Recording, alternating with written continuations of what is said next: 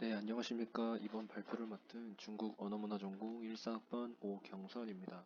제가 선정한 발표 주제는 해외 한어 방언 사용의 역사입니다. 각 언어는 다양한 나라의 사람들의 이동 및 접촉을 통해서 서로 영향을 주고받으며 각 언어에 침투하여 새로운 언어들을 창조해내기도 합니다. 우리나라의 경우를 보았을 때 굉장히 많은 외래어들이 유입되고 심지어 한글보다 외래어를 더 자주 사용하는 현상을 쉽게 목격할 수 있습니다. 유구한 역사를 지닌 중국의 한자 역시 긴 역사의 흐름 동안에 다른 지역에 많은 영향을 주었습니다. 본론에서부터는 한어 방언의 역사에서부터 한어 방언이 어떻게 다른 지역에 형성되었는지, 그리고 그 분포는 어떠한지 살펴보도록 하겠습니다. 목차는 크게 4가지 순서로 분류하였습니다. 하나하나 순서대로 다음 슬라이드부터 살펴보겠습니다. 첫 번째는 한어의 시작, 한어 방언구의 형성 역사로 제목을 지었는데요. 중국의 오방언, 상방언, 간방언, 객가방언, 월방언, 민방언의 6개 방언은 중국 남쪽의 6대 방언으로 전해지고 있습니다. 이 중 민방언과 객가방언은 각각 오방언과 간방언으로부터 분화되어 생겼고, 나머지 4개의 방언은 북방 방언과의 직접적인 접촉에서 분화된 것들입니다. 방언 형성의 역사적 층위로 보면 오방언과 상방언은 가장 오래된 층을 이루며 월방언이 그 다음, 간방언이 가장 늦습니다. 이처럼 북방 한어가 남방으로 확산되는 과정은 한어가 분화되어 방언이 되는 과정일 뿐만 아니라 한어가 현지의 토착 언어들과 융합하는 과정이기도 합니다. 위에서 소개한 6대 방언구가 어떻게 형성되었는지 살펴보면 다음과 같습니다. 먼저 오방언은 지리적으로 북에서 남으로 확산, 발전되어 무석과 소주 일대에서 시작하였고 절강 중남부 서부로까지 유입되었습니다. 북방 중국인들은 삼국시대, 서진, 동진 교체기, 북송, 남송 교체기에 3차례에 걸쳐 오방언 지역으로 이주해 왔습니다. 역대 북방 이민자들의 방언은 오방언 지구 원주민의 방언과 점차 섞여 오늘날의 오방언을 만들어낸 것으로 전해지고 있습니다. 다음은 상방언입니다.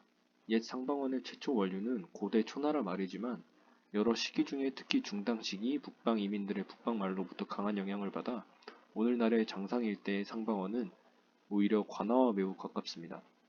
비교적 오래된 상방언의 특징은 남쪽 상방언에 보존되어 있다고 합니다. 다음은 간방언과 객가방언입니다. 간방언과 객가방언의 핵심 지구는 강서와 그에 인접한 민동 및 월북입니다. 간방언, 객가방언 형성 이전의 강서방언은 오방언과 상방언의 특징이 혼합되어 있는 형태의 방언이었습니다.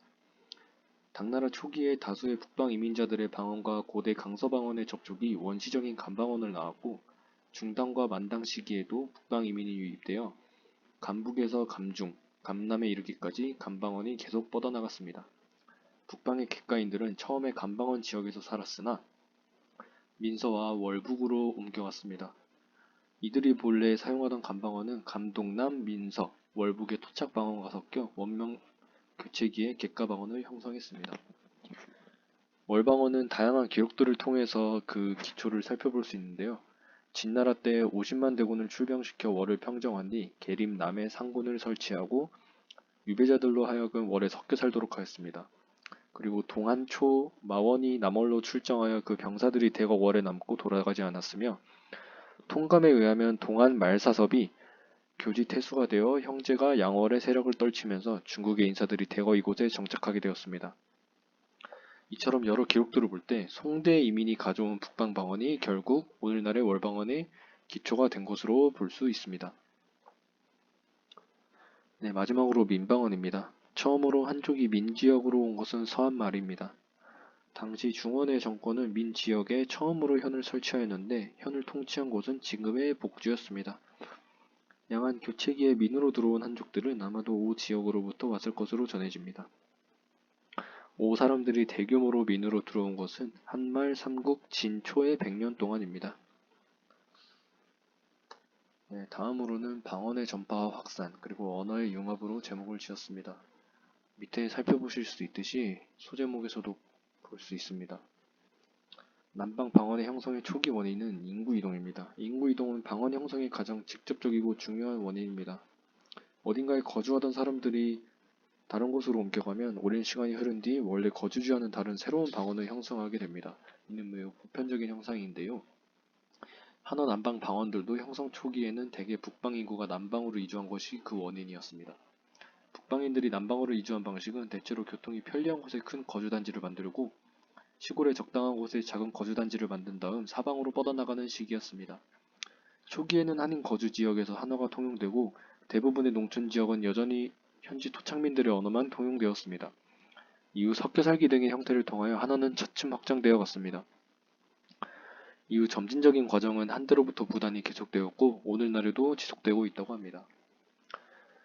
다음 소제목으로 언어의 변화와 융합 현상의 발생이라고 지었는데요.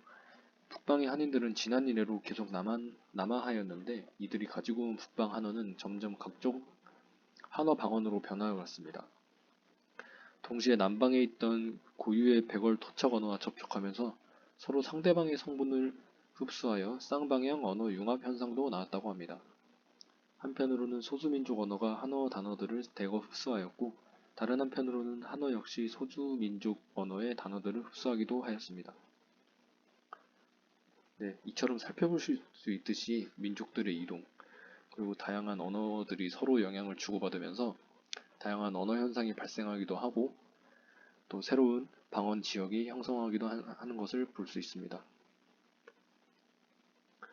네, 세 번째 순서로는 해외 한어 분포와 화교 사회라는 제목으로 발표를 이어가도록 하겠습니다. 첫 번째로 해외 한어 형성의 원인에는 크게 두 가지가 있습니다. 첫 번째는 중화문화와 한어의 위세지위입니다. 고대 동아시아에서 중화문화는 위세문화였으며 한어는 위세 언어였습니다. 한어는 많은 아시아 국가의 문인과 학자들 사이에서 사용된 공통어였습니다. 예를 들면 베트남에서는 한어가 공식어였고 정식 문건들도 한자로 기록되던 시기가 있었습니다. 근대 이전에는 학교에서도 한어를 가르치고 현지 언어는 가정생활이나 개인적인 교류 등 비공식 장소에서 사용되었습니다. 고대 동아시아에서의 한어의 특수한 지위는 유럽에서 라틴어가 가진 지위와 마찬가지였습니다. 두 번째 원인은 불안한 상황 속에 중국인들의 해외 이주입니다. 서양 열강들이 식민지를 확장하는 과정에서 중국 내부의 정국이 불안해지면서 많은 중국인들이 낯선 해외로 가 거주하게 되었는데 이들 화교들이 거주하는 지역에서 자연스럽게 한어 방언 사용 지역을 형성하였습니다.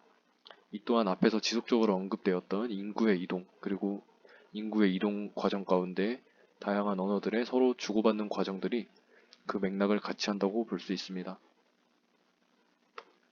네, 해외 한어 분포와 화교 사회에는 공통적인 6가지 특징이 있습니다. 현지 화교들의 선조들 묘역은 이들이 결코 현지에서 단기 거주한 것이 아니라 일찍부터 터전을 잡았음을 입증해주는 증거가 됩니다. 이를 역사 유적이라고 특징 지을 수 있고 화교 사회는 다양한 사회 조직, 그리고 종교 조직, 교육 기구들을 통해서 다양한 활동을 이어갔습니다. 그리고 비교적 큰 화교 사회에서는 대부분 중국어 산문을 발간하고 판매하며 중국어 프로그램을 방송하기도 하고 비디오, 무협 소설 등도 판매하기도 하였다고 합니다. 마지막으로 화교 사회는 대부분 두 세대가 한 가정에 거주합니다. 두 세대는 대부분 중국어 구어로 소통하지만 더 많은 세대가 개입할 경우 중국어를 알아듣지 못하는 경우도 있다고 합니다. 네, 마지막으로 방언별로 해외 한어 방언에 어떻게 다양하게 분포되어 있는지, 그리고 그 방언이 사용되는 지역에는 어떤 지역들이 있는지 하나하나 살펴보고 발표를 마무리하도록 하겠습니다. 먼저 월방언입니다. 19세기 후반 중국은 영국과의 접촉이 비교적 많았기에 월 본적 주민들은 대부분 영국의 식민지나 굉장히 다양한 해외 영토로 갔습니다. 이외에도 노다지 열풍, 철도 건설, 농작물 재배 등도 월 본적 주민들의 이동의 원인들로 전해지고 있습니다. 중국 이외의 지역에서 월방언을 사용하는 화교들은 세 종류로 나눌 수 있습니다. 먼저 남해 번우 순덕 지역으로 광주와 가까워 광주 말에 가까운 방언을 사용하는 삼읍사람, 그리고 대산, 개평, 은평, 신해 지역으로 상호 이해도가 서로 높진 않은 사읍사람, 그리고 표준 광주말과 매우 비슷하며 민방언에 속하지만 월방언과도 크게 다르지 않은 언어를 사용하는 중산 사람이 있습니다. 다음으로 민방언은 중국 이외의 지역에서 네 부류로 분류할 수 있습니다. 슬라이드에서 살펴보실 수도 있듯이 민남 사람, 조산 지구 사람, 해남 사람, 민북과 민동 사람 이렇게 네 부류로 민방언을 사용하는 지역을 분류할 수 있을 것 같습니다. 다음은 객가방언입니다. 객가방언을 사용하는 화교들은 보실 수 있듯이 두 부류로 분류할 수 있습니다. 광동성 동부에서 온 사람으로 다양한 나라의 각처에 흩어져 지리적으로 넓게 분포하여 있다고 합니다. 두 번째로 복건성 서부의 사람들입니다. 이 사람들은 민남 사회와 매우 가까워서 스스로를 복건 사람이라 여긴다고 합니다. 마지막으로 관아입니다. 관아를 모어로 하는 화교들은 많지 않습니다. 이들 사회는 주로 중국 국경 지역에 있으며 미얀마 북부, 태국 북부, 인도 동북부, 중앙아시아 지역, 한국 등이 그 예시입니다. 태국과 미얀마 북부의 화교 사회에서는 선암 관아를 사용하며 캘커타의 소수 관아 사회는 러시아의 동간 사람들이 사용하는 동간말과 서북 관아는 매우 비슷하다고 전해집니다. 지금까지 살펴본 것과 같이 중국의 방언은 유구한 역사와 마찬가지로 굉장히 다양하고 넓은 지역으로 민족의 이동을 통하여 또 다른 지역을 형성하였고 그 지역은 방언을 중심으로 그 역사를 이어왔음을 알 수 있습니다. 또 다른 방언 지역을 형성하였다는 것은 또 다른 문화를 형성하였다는 것으로 저는 느낄 수 있었으며 인구 이동을 통한 다양한 언어에 서로 상호 영향을 주고받는 것이 단지 과거의 산물이 아니라 앞으로의 미래 사회에서도 계속 이어질 것이라는 것을 또한 예상해 볼 수 있었습니다. 네, 이상으로 저의 발표를 마치겠습니다. 들어주셔서 감사합니다.